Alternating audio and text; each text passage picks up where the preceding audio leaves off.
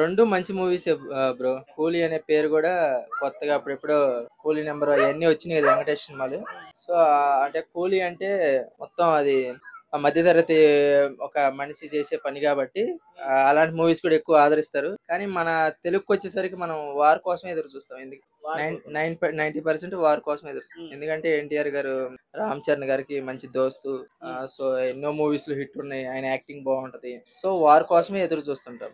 కూలీలో కూడా చాలా పెద్ద పెద్ద యాక్టర్స్ ఉన్నారు. ఆమీర్ ఖాన్ గారు ఉన్నారు, మన తెలుగు నుంచి నాగార్జున గారు ఉన్నారు. ఎందుకు కూలీ ఎందుకు ఎంత అనుకున్నా తమిళ కంటే తెలుగునే యాక్సెప్ట్ చేయాలి. మనం తెలుగు అంటే మన తెలుగు ఆడియన్స్ తెలుగు ఆడియన్స్. తమిళ ఎప్పుడైనా సరే సెకండ్ ప్లేస్. అంటే ఫస్ట్ ప్రిఫరెన్స్ మనం ఎన్టీఆర్ కే అంతే.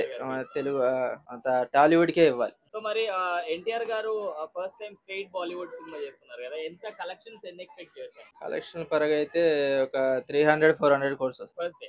ఫస్ట్ డే అని కాదు, ఒక 2 days 3 days. So war trailer చూస్తున్నారు కదా చూసాం. సో మరి ఆ డామినేషన్ ఎవరు డామినేట్ చేసినట్టు? డామినేషన్ అని ఏం కాదు కానీ అదే కొంచెం అతను ఎన్టీఆర్ ని డామినేట్ చేసాడు. రుతిక్ రోషన్ కొన్ని సీన్లు కూడా వినయ విద్యారామంలో రామ్ చరణ్ అది ఏదో కొంచెం డ్యామేజ్ పడుతుంది. దాని వల్ల ఎఫెక్ట్ పడకపోతే సినిమా బాగానే ఉంటది. దాని వల్ల ఎఫెక్ట్ అయితే మాత్రం సినిమా దొబ్బిద్ది.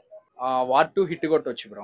ఎందుకంటే తెలుగు ఎక్కువ తెలుగే ప్రిఫర్ చేస్తారు మన వాళ్ళు. సో తెలుగు సినిమాలే చూస్తారు కాబట్టి అదే హిట్ అయింది. అండ్ రజనీకాంత్ వచ్చేసి సూపర్ స్టార్ కాబట్టి మాక్సిమం రజనీకాంత్ సినిమా కూడా చూస్తారు. అండ్ మన తెలుగులో వచ్చేసి ఏ సూపర్ స్టార్ అని చూడరు, కంటెంట్ ఉన్న మూవీస్ చూస్తారు ముఖ్యంగా. సో మాక్సిమం రెండిట్లో దేంట్లో కంటెంట్ ఉంటే దాంట్లో చూస్తారు. అండ్ ఫ్యాన్స్ ఫస్ట్ డే వచ్చేసి కొద్దిగా హంగామా చేస్తారు మావాడు గొప్ప అని చెప్పి. కానీ ఆఫ్టర్ 1 week కంటెంట్ ఉండదే బయటకు వస్తుంది బ్రో.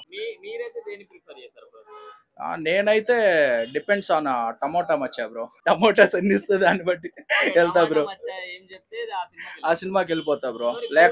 లేకుంటే సినిమా ఏదన్నా తేడా కొడితే మాత్రం తెలిసిందేగా ఇంకా క్రోమ్. మరి కూలీలో కూడా యాక్టర్స్ పెద్ద పెద్ద యాక్టర్స్ ఉన్నారు. ఓకే. బాలీవుడ్ నుంచి ఆమీర్ ఖాన్ గారు కానివ్వండి, మన తెలుగు నుంచి నాగార్జున గారు కూడా ఉన్నారు. ఓకే. దాని మీద కూడా ఎక్స్పెక్టేషన్ ఎక్కువ పెట్టుకోవచ్చు. పెట్టుకోవచ్చు బ్రో, కానీ కంటెంట్ లేకపోతే ఏం చేయలేం కదా. బ్లాస్ట్ సినిమా ఎంత పెద్ద హీరోలు ఉన్నా అదే కంటెంట్ నువ్వు నటించినా సినిమా హిట్ అయిపోద్ది. అదెందుకు, ఇదిగో మన మచ్చ నటించిన సినిమా హిట్ అయిపోద్ది. రెండో హిట్ కూడా అంటే ఏదో ఒక సినిమాకి హైప్ ఎక్కువ ఉంటది కదా. అంటే వాటు మన ఎన్టీఆర్ గారు ఉన్నారు, కూలీ నుంచి రజనీకాంత్ గారు ఉన్నారు. సో రెండు హిట్ కొడతాయి బ్రో. ఎందుకోసం అంటే ఇద్దరు కూడా స్టార్ హీరోస్ కాబట్టి రెండు హిట్ అవుతాయి. ఇక రజనీకాంత్ గురించి అయితే చెప్పాల్సిన అవసరం లేదు, ఆయన ఎన్ని సినిమాలు హిట్స్ అయినాయి. సో ఆయన పేరు వింటే చాలా ఒక వైబ్ వస్తుంది అట్లాంటి. ఇక ఎన్టీఆర్ గారి గురించి అంటే తెలుగు అసలు చెప్పాల్సిన అవసరం లేదు. కాబట్టి రెండు సినిమాలు కూడా మంచి హైపే ఉన్నాయి. అక్కడ డైరెక్టర్ వచ్చేసి లోకేష్ కనకరాజు గారు. సో ఆయన హిట్ ట్రాక్ చూస్తే కూడా చాలా బీభత్సంగా ఉంటుంది. కాబట్టి లియో చూసుకున్న ప్రతి ఇప్పుడు స్టార్టింగ్ ఖైదీ 150, సో ఖైదీ నుంచి స్టార్ట్ చేస్తే ఇప్పుడు వచ్చిన సినిమాలు అన్ని కూడా హిట్ ఆల్మోస్ట్. సో కాబట్టి ఆ ట్రాక్ చూసుకుంటే పక్కా హిట్ అవుతుంది అని చెప్పేసి మనం చెప్పాలి. అంటే బాలీవుడ్ సైడ్ నుంచి కూడా ఇప్పుడు రుతిక్ రోషన్ గారు, ఎన్టీఆర్ గారు ఉన్నారు కదా, మరి ఆ సినిమా సో అది కూడా హిట్ అవుతుంది. ఇంకోటి ఏంటంటే మన వార్ 2 గురించి కూడా చెప్పాల్సింది ఏంటంటే ఇప్పటి వరకు హిందీలో ఎవరు కూడా ఏది అంటే 1 day ముందు రిలీజ్ చేయలేదు. అట్లాంటిది వీళ్ళు వచ్చేసి ఓన్లీ ఎన్టీఆర్ గారి కోసం మాత్రమే రిలీజ్ చేస్తారు, ఏది అవుట్ ఆఫ్. సో ఆయన క్రేజ్ ఆ విధంగా ఉంది కాబట్టి ముందు రిలీజ్ చేస్తారు. కాబట్టి